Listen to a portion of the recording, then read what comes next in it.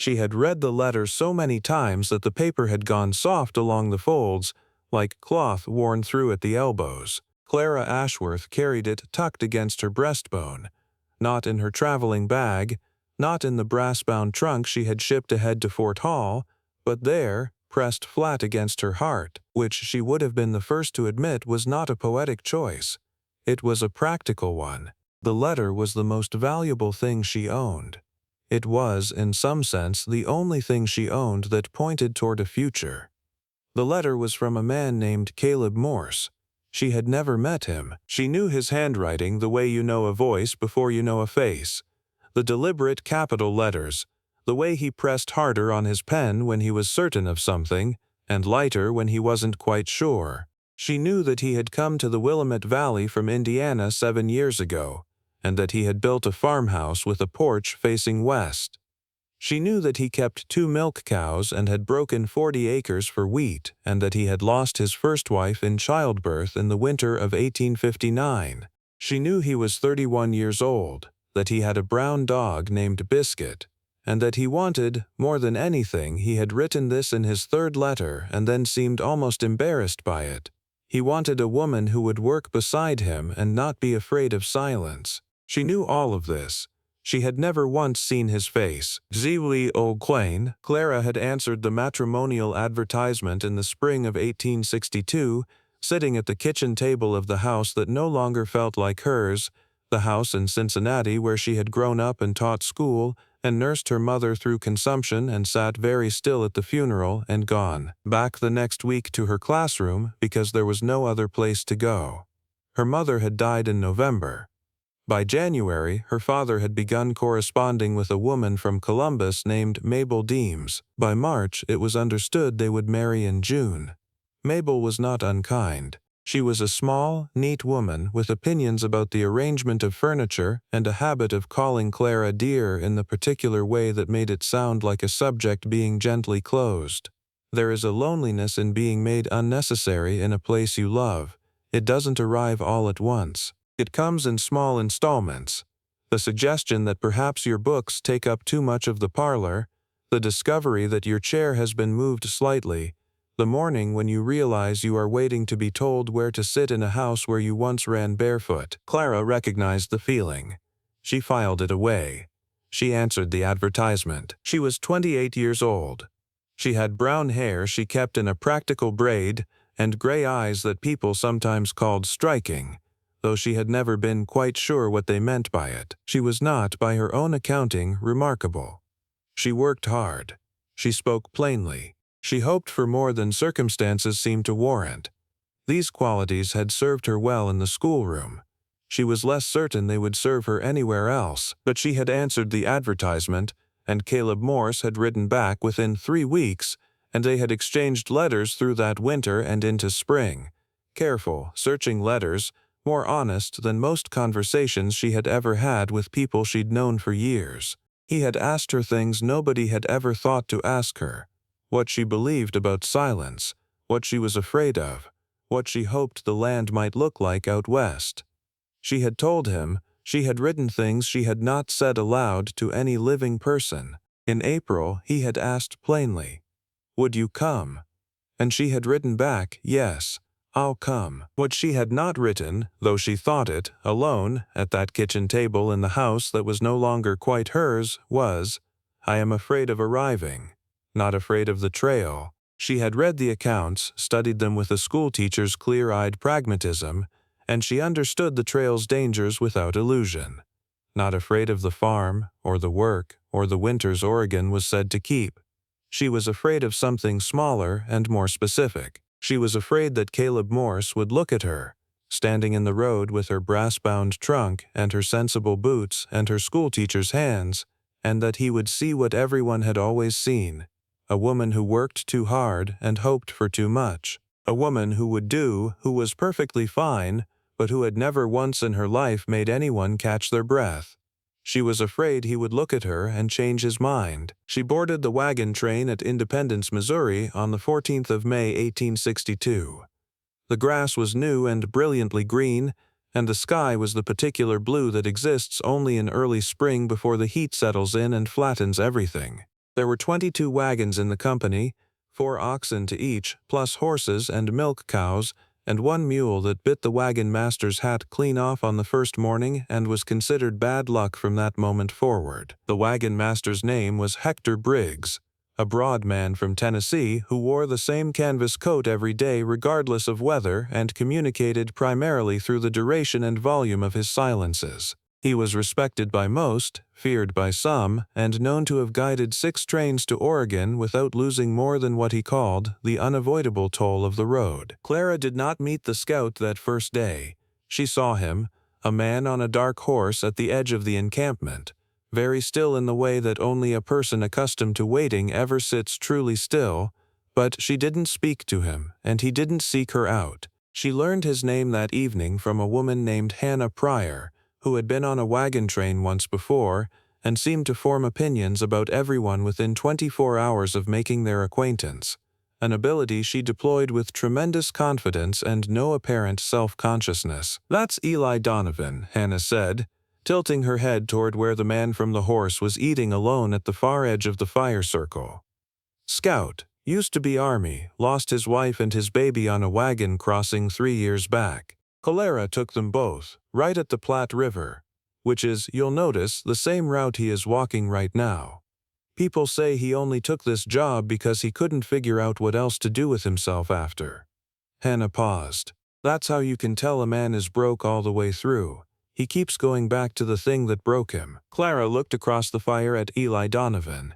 He was perhaps 34, dark-haired, with a lean watchfulness that came from years of looking at horizons rather than at people. He was not eating with any particular interest. He was not talking to anyone. He sat the way a man sits who has made a kind of arrangement with solitude. Not comfortable exactly, not quite at peace, but accustomed. She did not think much about him that first night. She had Caleb's letter to reread. She had 2,000 miles ahead of her. She had enough to think about. The first weeks on the trail were, in their way, a kind of education Clara had not anticipated. She had read the accounts, had studied them carefully, in fact, with the same methodical attention she had always brought to subjects she needed to master quickly. But reading about the smell of 40 oxen in summer heat and experiencing it were 2 different lessons entirely. She learned that the dust came into everything: her water, her food, the spaces between her back teeth. She learned that the sound of wagon wheels on dry ground was a low, constant moaning that after 3 weeks you stopped hearing, the way you stop hearing a clock in a room where you've lived too long. She learned that mornings on the Great Plains were cold even in May, a sharp, damp cold that rose off the grass at first light and settled into your joints before you could stop it, and that afternoons were something else entirely.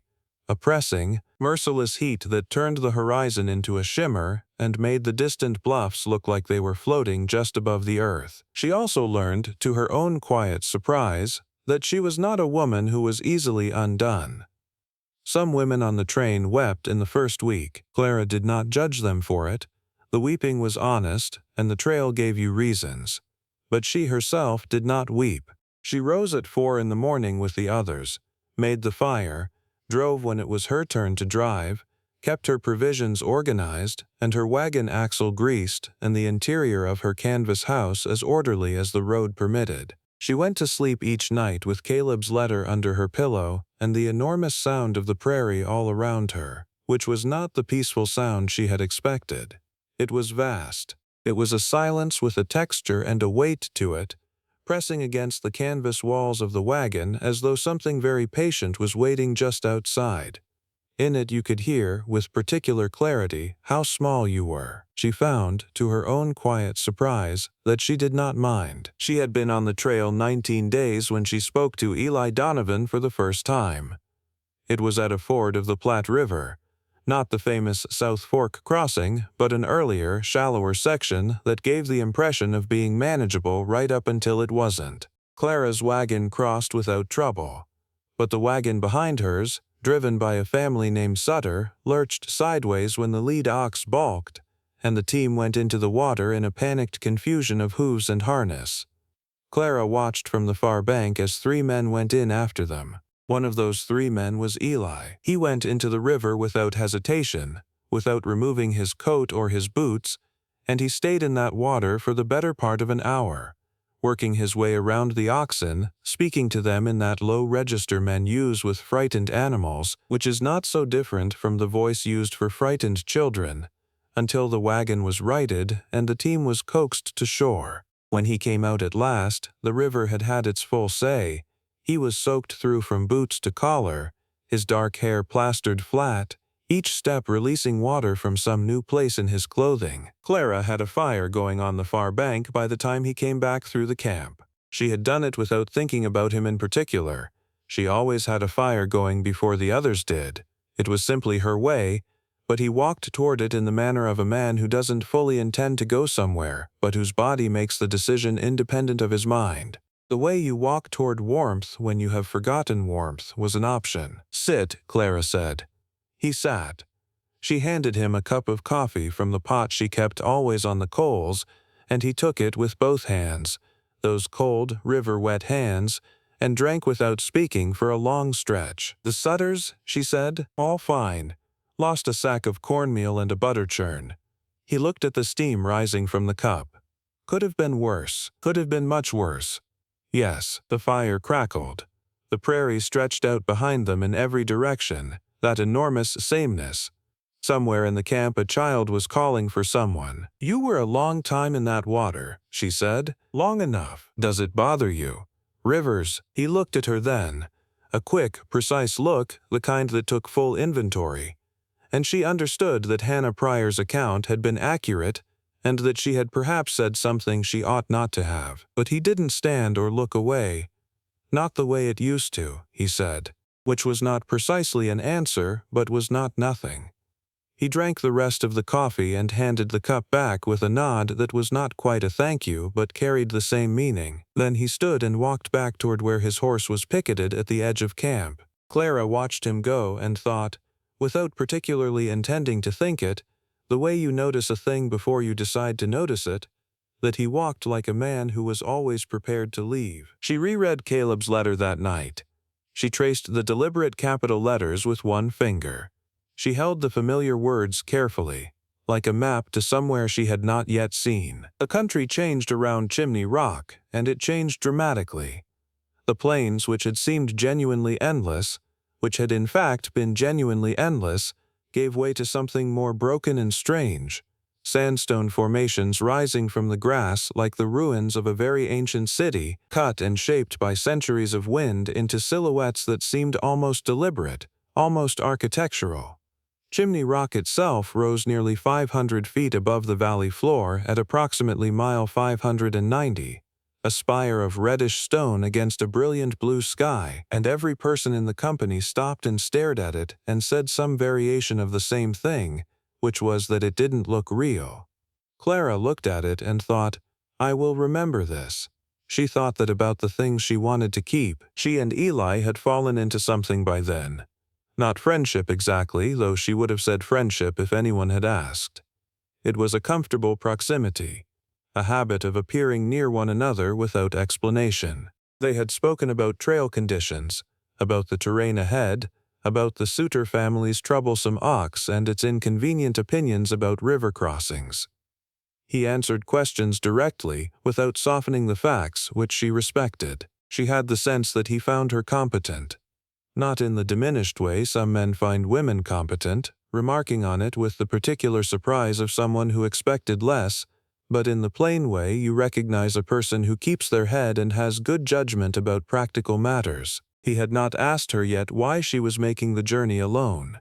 She had not offered. He asked her the evening they moved beyond Scottsbluff, sitting at the fire that had become, somewhere over the course of weeks, more his fire than just hers, though neither of them had arranged this consciously. The air had gone cool finally after a stretch of days that had baked everything to brass. "You're going to someone," he said. Not a question. Yes. Family? Not exactly. She considered the plainest way to say it. "I'm to be married. A farmer in the Willamette Valley. I've never met him. We've written letters for 8 months." He was quiet a moment. "Mail order. I prefer correspondence," she said, and something moved in his face, the near neighborhood of a smile, not the thing itself, but the country around it. And you trust a man you've never seen. I trust the way he writes, the things he chooses to say. Letters are honest in a way that conversation sometimes isn't. You can't fill silence with words when you're putting pen to paper. Every word has to earn its place or you don't write it. She paused. And yes, I trust him. He turned his cup in his hands for a moment. Or he's a better writer than he is a man. That's possible, she said. I'll find out when I get there. And if you find out the wrong way? She looked into the fire. Then I'll figure out what comes next. I've always been good at that. He looked at her again, that careful, complete look, and she had the sudden particular feeling of being seen accurately. It was not always a comfortable feeling. It was a good one. I believe you, he said. Fort Laramie arrived at mile 640 like a party after months at sea. Walls, roofs, other human beings who had not been walking, dogs running loose and children shouting, and the smell of bread baking and fresh-cut lumber. The company stopped for 2 days. Boots were resoled, wagon wheels regreased, provisions restocked. People wrote letters eastward with a kind of fierce concentration, as though they could send the hardest parts of themselves back to a place where things were easier. Clara wrote to her father. It was shorter than she expected it to be. She told him the journey was harder than she had anticipated, but that she was managing well. She told him she thought about the kitchen garden sometimes, specifically the way the tomatoes came in all at once in August, more than anyone could use, and how her mother had canned them every year with her sleeves rolled to the elbow and her hair damp from the heat of the stove. She didn't know entirely why she wrote that. She sealed the letter and delivered it to the man collecting the eastbound mail, and stood for a moment in the Fort Laramie dust feeling the particular weight of sending something back toward a life that was receding. Eli found her at the trading post that evening. He was acquiring nothing in particular, the purposeless walk of a man who is thinking, and he stopped when he saw her. "Get more coffee if they have it," he said. "Nothing reliable until Fort Bridger." I bought coffee. "And sugar?" "And sugar." "Good." He looked at the trading post window without appearing to see it. "There's a fiddle player tonight. Some of the company is dancing. Are you going?" "No." She almost smiled. "Neither am I." They walked back toward the wagon side by side, not speaking, and it was the most comfortable silence she could remember being inside in years. South Pass arrived at mile 947, and it arrived like a quiet miracle that refused to look like one. This was the Continental Divide, 7,412 feet above sea level, the highest point on the entire trail, the place where every drop of water that fell decided whether it would find the Atlantic or the Pacific. And yet it looked, from where Clara stood, like a broad meadow between mountains. A gentle slope, a wide grassy saddle of land. You could walk over the roof of the continent and not know you had done it. Clara walked it on foot, as most of them did. The oxen needed the lighter load. She walked and felt the particular quality of air at elevation, the slight thinness in it, the way sound carried differently, the light more direct and precise than it was below. The sky at this altitude was a blue she didn't have a name for. The mountains on either side were snow-capped even in July, white against that nameless blue. Eli rode past her on his horse and slowed to match her walking pace. "This is it," he said. "I know. Everything from here runs west." She looked at the mountains ahead, blue-gray and enormous, and thought, yes, everything from here goes west. She thought about Caleb Morse and his porch that faced the setting sun and his dog named Biscuit and his 40 acres broken for wheat. She thought, I'm coming, and for the first time since Missouri, she believed it fully, without qualification. "Does it feel different?" she asked. "After all the times you've crossed it?" "Every time," he said. He looked at the horizon. "You think it won't. You think familiarity will flatten it. It doesn't." She walked, and he rode beside her, and they crossed the top of the continent together without saying anything else, which was its own kind of thing. Things became easier after South Pass. This was what people said, and for a stretch of weeks, they were not wrong. The Snake River plain opened up wide and flat, the trail well worn and well marked. the weather temperate and cooperative. The nights turned cool into something close to pleasant. People who had been sealed in silence for weeks began talking again at the evening fires. That particular loosening that happens when the worst has passed, or seems to have passed, when the body relaxes its vigilance before the mind is quite ready to authorize the relaxing. Clara felt it too. A loosening. A permission to look forward. She and Eli took to walking in the evenings before dark. Not far, just to the edge of camp and back, talking about nothing in particular and then about things that turned out to matter more. He told her about the army years, the campaigns, the months in the field before his wife persuaded him it was time to come home. He had come home. He had found her, and found that there was such a thing as being genuinely content, not merely accustomed, not just keeping the days moving, but actually at home in your own life. Then he had lost her at the Platte in the crossing of 1859, and the baby with her, and after that the word home had stopped meaning anything specific. "So you came back to the trail," Clara said. "The trail doesn't ask you to explain yourself," he said. "It just goes forward." She thought about that for a long time. The letter came to Fort Bridger on the 9th of August. It arrived with the mail rider, a young man named Pyle, who made the route between Salt Lake City and the trail corridor every 2 to 3 weeks with whatever correspondence had accumulated. He had a packet for the company, names called out one by one in the afternoon sun, and among them was hers. She did not recognize the handwriting.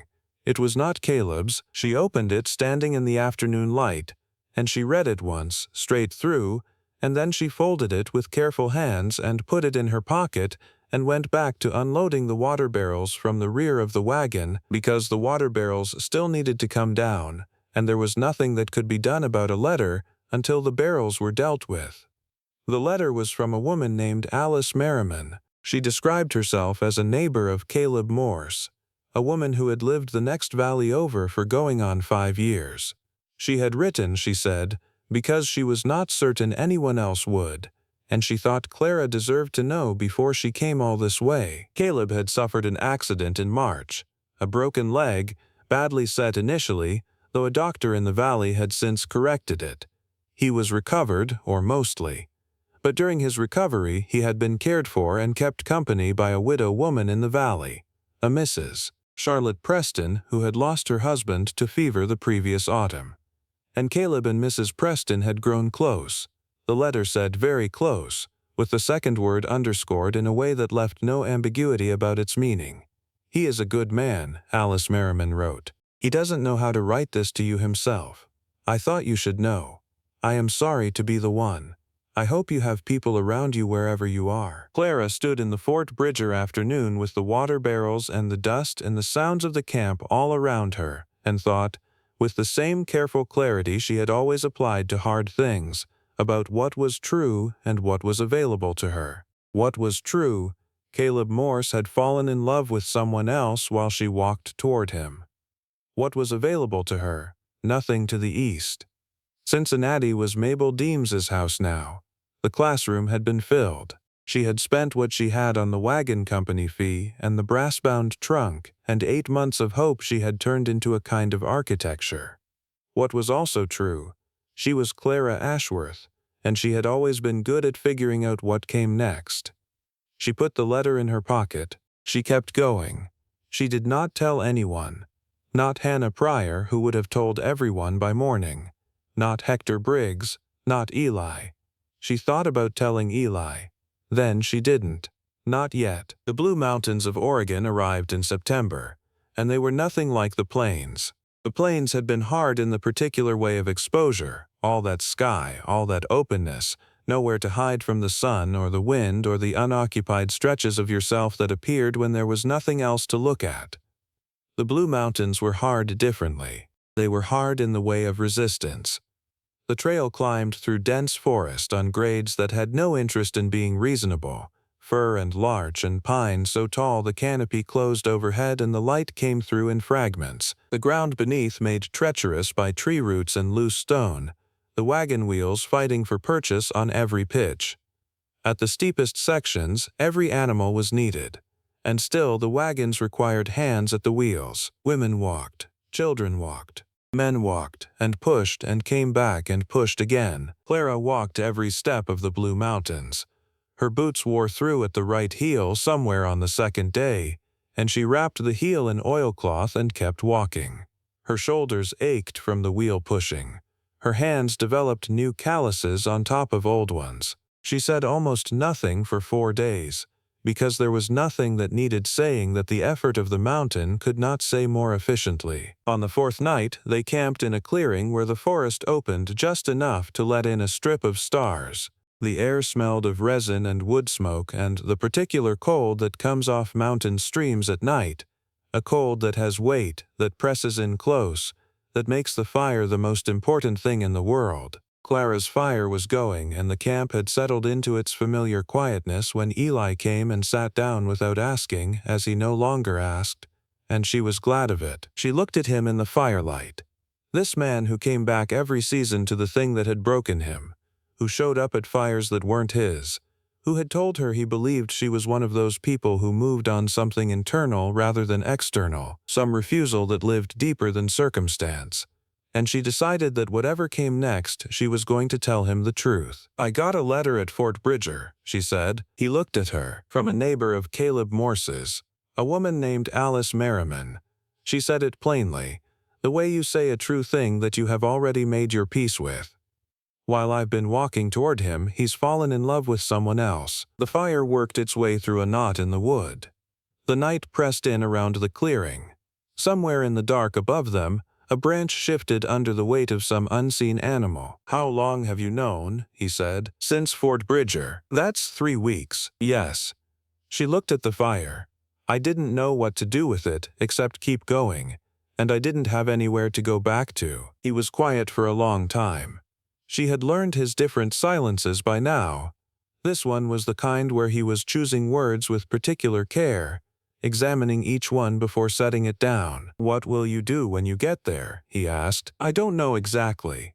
Talk to him, I suppose. See what the valley looks like. Figure out what the next thing is." She turned her cup in her hands, those hands that had made fires and driven oxen and carried water, and turned the pages of a man's letters looking for who he really was. "I've always been good at figuring out what comes next." He looked at her. Then he looked at the fire. Then he looked back at her. "I've been guiding wagon trains for 7 years," he said. 6 seasons, 22 crossings. I've watched a great many people walk this road." He turned his cup in his hands slowly. "Most of them are going to something specific. A brother who wrote and said come, a piece of land somebody filed on, a man they've promised themselves to. They have a thread, something outside themselves that pulls them forward, and most of the time that thread is enough. It holds through the hard parts." He paused. "But every once in a while I see someone who walks this trail on something else entirely, some quality in them that is just there, a kind of refusal to be beaten, a faith in the next mile even when the current mile is miserable. Not hope exactly, something harder than hope." He stopped. "You're one of those people. I've known it since the Platte." She sat with that for a moment. She turned it over carefully. "I don't say things I don't mean," he said. "You can ask anyone." "I know," she said. "I've noticed." He was quiet again. She watched the fire. The stars moved in the strip above the clearing, the same stars she had been watching since Missouri, slowly traversing the same dark sky over 2,000 miles of a continent. "The woman who answered that advertisement," he said finally. His voice was lower, slower, choosing each word with visible care. "The woman who wrote to a stranger for 8 months and put everything she had into a trunk and got on a wagon and walked this road on nothing but faith and a handful of letters." He looked at the fire. "The woman who kept going for 3 weeks after she found out the man at the end of the road had changed his mind." He stopped. "The woman who waits at the end of this trail," he said it carefully, with the weight of something thought over a long time. "She's the luckiest woman alive." Clara looked at him. He was looking at the fire. There was something in his face that she had not seen there before. Not the watchfulness, not the careful distance, but something that had gotten past his defenses and was simply there, the way a light is visible through a window before you have decided to show it. "You mean Caleb Morse," she said. the man waiting in the valley. He was quiet for a moment that lasted long enough to hear the fire settle and the branch creak above them in the dark. "I was hoping," he said, very quietly, "that woman was you." She sat with those words the way you sit with something you didn't know you had been waiting to hear. Not with surprise exactly, but with the particular recognition of something that has been true for a long time, finally becoming speakable at last. The fire made its sounds. The mountains made their sounds. The stars continued their slow passage across the dark above the clearing. She thought about Caleb Morse's letters, the deliberate capital letters, the way he pressed harder when he was certain of something. She thought about Alice Merriman's letter in her pocket, the word underscored. She thought about the kitchen garden in Cincinnati and her mother with her sleeves rolled up and her hair damp from the heat of the stove. She thought about this man beside her, this man who came back every year to the crossing that broke him, who showed up at fires uninvited and sat until the camp went quiet, who had gone into the Platte River in his boots without hesitating and taken the coffee with both hands around the cup, who looked at her like he was seeing something accurately rather than trying to. "Eli," she said. He turned. "I need you to say that again," she said. "Not tonight, when we're out of the mountains, when I've slept on it and figured out what comes next, and we're somewhere that isn't raining." She paused. "When I can answer you properly." Something happened in his face. The territory around a smile. The geography of it, without the thing itself. "All right," he said. The Willamette Valley arrived in the first week of October, and it arrived like a kept promise. Not the promise Caleb Morse had made, but some older, larger promise that the continent itself seemed to have been working toward for 2,000 miles. The mountains released them onto slopes of grassland golden with autumn, and below, spread out in the long afternoon light, was the valley. Green and haze-soft, rivers catching the sun like something laid deliberately there, smoke rising from the farmhouses in thin, straight, patient lines into still air. Clara stood at the edge of the descent and she looked at it and she felt something release in her chest that had been held there since the morning she left Independence with Caleb's letter against her heart and 2,000 miles between her and whatever came next. 147 days. 2,170 miles. She was here. Caleb Morse was waiting at the road outside Oregon City. He was tall, broad-shouldered, brown-haired, with the kind of face that creased easily around the eyes. A face she recognized from the description in his letters even though she had never seen it. He held his hat in his hands. When he saw her coming through the company, he took one step forward and stopped. "Miss Ashworth," he said. "Mr. Morse," she said. They stood with the October air between them, and he said, "I expect you got Alice's letter." "I did." He looked at his hat.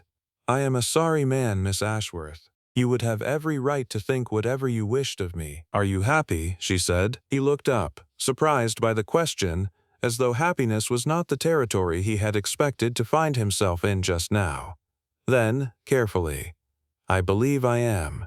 "Yes, ma'am." "Then don't be sorry," she said. And she meant it. She discovered she meant it completely. Be kind to her. Mean what you write. Don't waste a word. He looked at her with the particular expression of someone watching another person do something they could not have done themselves. He started to say something. She saved him the trouble.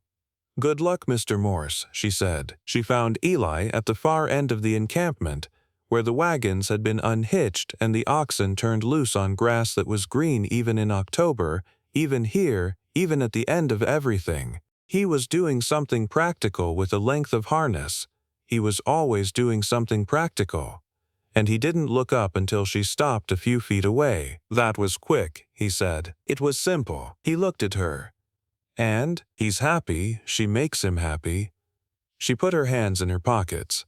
"I'm not in the business of arguing with a man about being happy." He set the harness down. "I thought about what comes next," she said. "There's a school in this valley that needs a teacher, I'd wager.